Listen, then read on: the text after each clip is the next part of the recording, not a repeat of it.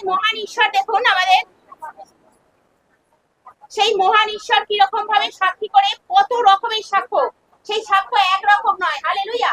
কেউ হয়তো ধ্যান দিই না আমরা সাক্ষ্যর দিকে, কিন্তু সাক্ষ্যটা ধ্যান দেওয়া দরকার আছে। হালেলুয়া।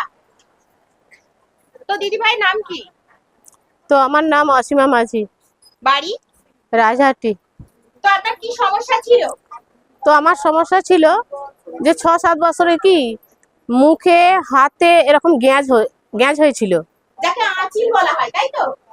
হালেলুয়া। তো সেটা কত বছরের? 6-7 বছরের। তো আপনি এর জন্য কোথাও গিয়েছিলেন? হ্যাঁ, হোমিওপ্যাথি ওষুধ খেয়েছিলাম, তো সেখানে কি কমেনি, ভালো হয়নি। তারপর আপনি কিভাবে, এখন কি সুস্থ আছেন?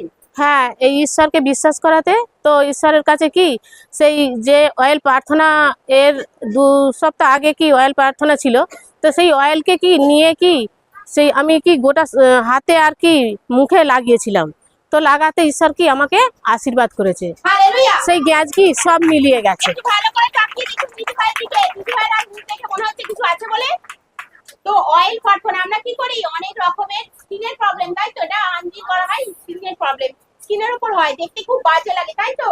আমরা কি করি, দিদি ভাইও গিয়েছিল ডাক্তারখানা, কোথায়? হোমিওপ্যাথি, তাই তো? কিন্তু কমেনি। আর ঈশ্বরের কাছে আমরা অয়েল তো বাড়িতে থাকে, আমরা মাখি না?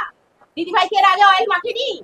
নিশ্চয়ই মেখেছেন, কিন্তু সেই অয়েল আর এই অয়েলের মধ্যে তফাৎ আছে। হালেলুয়া। হালেলুয়া। ঈশ্বরের সেই শক্তিশালী প্রার্থনা করা অয়েল এবং বিশ্বাসের সহিত বাংলায় কি হয়েছে, আমরা অনেকেই বলি আমার এই সমস্যা ওই সমস্যা যাচ্ছে না, অয়েল তো মেখেছি। তুমি হয়তো বিশ্বাসে কম ছিলে। হালেলুয়া। দিদি ভাই বিশ্বাসে কি ছিলেন? অটল ছিলাম। হালেলুয়া।